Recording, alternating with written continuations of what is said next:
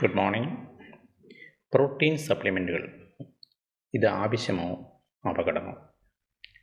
ഇന്ന് gym, social media, YouTube എല്ലായിടത്തും ഉണ്ട് പ്രോട്ടീൻ എന്ന വാക്ക്.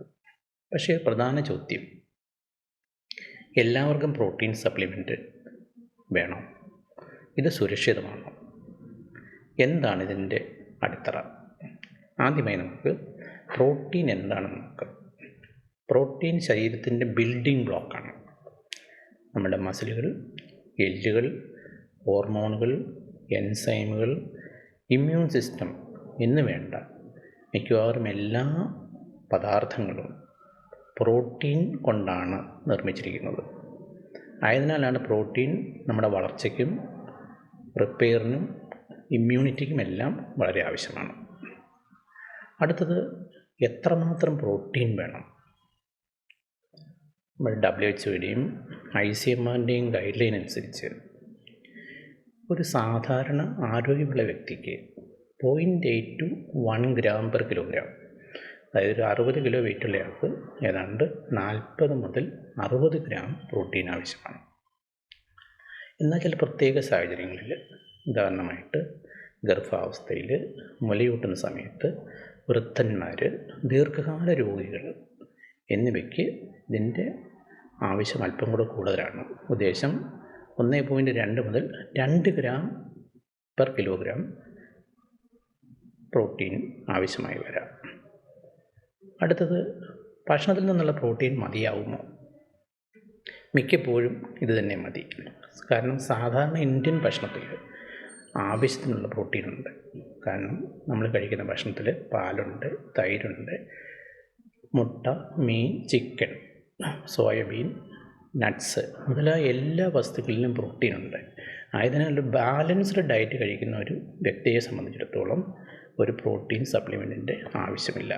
ഈ വിഷയം മനസ്സിലായെന്ന് വിചാരിക്കുന്നു. പ്രോട്ടീൻ സപ്ലിമെൻറ്റ് എന്താണ്?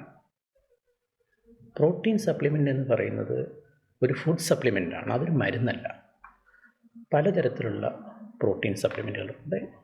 ഉദാഹരണമായിട്ട് വേ പ്രോട്ടീൻ, പിന്നെ soya protein, P protein, egg protein.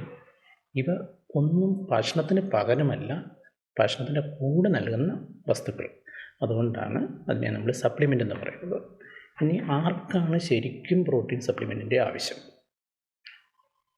കഠിനമായ എക്സർസൈസുകൾ നമ്മൾ ചെയ്യുന്ന അത്ലറ്റ്സ്, പിന്നെ മാൽന്യൂട്രീഷനുള്ളവർക്ക്, ചില ക്രോണിക് ഡിസീസുകൾ,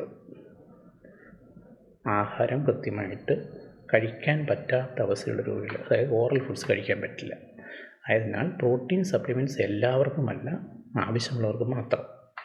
ഇനി പ്രോട്ടീൻ സപ്ലിമെൻറ്റ്സിൻ്റെ ഗുണം എന്താണ്? ഒന്ന്, ഇത് മസിൽ സ്ട്രെങ്ത് അല്ലെങ്കിൽ മസിലിൻ്റെ പ്രോട്ടീൻ വർദ്ധിപ്പിക്കുന്നു, എക്സർസൈസ് നന്നാക്കുന്നു. പിന്നെ പ്രായമായവരിൽ ഈ മസിൽ നഷ്ടപ്പെടുന്ന സാർക്കോപ്പീനിയ എന്ന് പറയും, അത് കുറയ്ക്കാനായിട്ട് ഉപകാരപ്രദമാണ്. എന്നാൽ അറിഞ്ഞിരിക്കുന്നത്, ഇതൊരു ബാലൻസ്ഡ് ഡയറ്റ് ഉള്ളവർക്ക് അധികമായിട്ട് ഗുണം നൽകില്ല. അപ്പം ഭക്ഷണത്തിൽ കുറവുള്ളവർക്ക്, പ്രോട്ടീൻ കുറവുള്ള ആൾക്കാർക്ക് സപ്ലിമെൻറ്റ് ചെയ്താൽ ഗുണം കിട്ടും, അല്ലാത്തവർക്ക് വലിയ ഗുണം കിട്ടണമെന്നില്ല. ഇനി പ്രോട്ടീൻ സപ്ലിമെൻറ്റ്സ് അപകടകരമാണ്. അധികമായാൽ അമൃതം വിഷം. ഇത് കൂടുതൽ പ്രോട്ടീൻ കഴിച്ചു കഴിഞ്ഞാൽ അത് കിഡ്നികളുടെ അല്ലെങ്കിൽ വൃക്കകൾക്ക് അധിക ഭാരം വരികയും സ്ട്രെയിൻ ഉണ്ടാകുകയും ചെയ്യും. പ്രത്യേകിച്ച് ഡയബറ്റീസ് ഉള്ളവർക്ക്, ക്രോണിക് കിഡ്നി ഡിസീസ്, വൃക്ക രോഗികൾക്ക്. പിന്നെ ഡീഹൈഡ്രേഷനുള്ള സമയത്ത്, ജലാംശം ശരീരത്തിൽ കുറവുള്ള അവസ്ഥയിൽ കൂടുതൽ പ്രോട്ടീൻ കഴിച്ചു കഴിഞ്ഞാൽ അത് നല്ലതല്ല.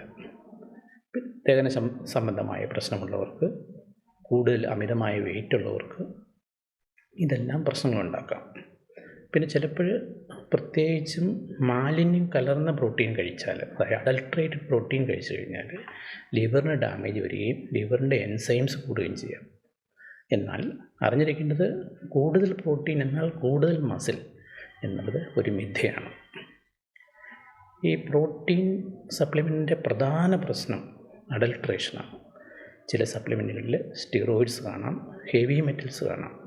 പിന്നെ അൺഡിക്ലെയർഡ് ഡ്രഗ്സ്, പറയാതെ ചില മരുന്നുകൾ ഇതിൽ ആഡ് ചെയ്യാം. ഇത് പല റിപ്പോർട്ടുകളിലും ഇത് സ്ഥിരീകരിച്ചിട്ടുണ്ട്.